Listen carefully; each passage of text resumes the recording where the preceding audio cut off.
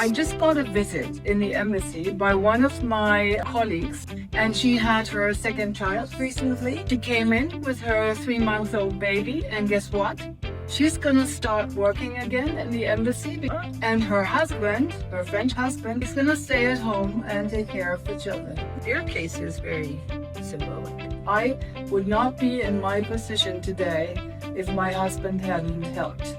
For the paternity leaves that Japan has a very high percentage now, it's because of a lot of companies are putting efforts to promote paternity leave, but that we have to watch carefully about the duration. We have to push companies to show that not only the percentage of the takers, but also to how many days in average that they're taking this paternity leave. And something that is really of interest to me is to make sure that we convince the general public, the wider audience, that all those measures are going in the right direction and should continue. We have to keep raising awareness, to keep talking to everybody. There are people who disagree with us. I think you're totally right, and I think one of the challenges that our three countries share is the demographic challenge. I believe that a gender equality policy is an important part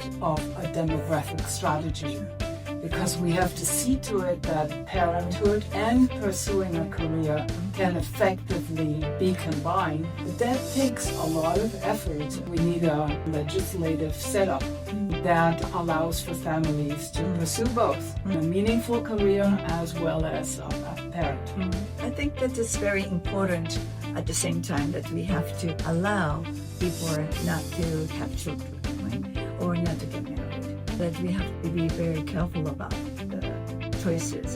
In France, we have made a lot of effort on the promotion of sexual and reproductive rights. We have to make sure that we cover the whole spectrum. In our countries, fighting impunity for the authors of crimes against women, of violence against women, should also remain a priority. And another thing that I feel is important is that when you look at women representation in organizations, in companies, in leadership teams, if women stay a minority, you behave differently if you are part of the minority. We need to strive to make women at least a third of the organizations, especially leadership level. Only if you don't feel like an exception anymore, then you are an equal stakeholder.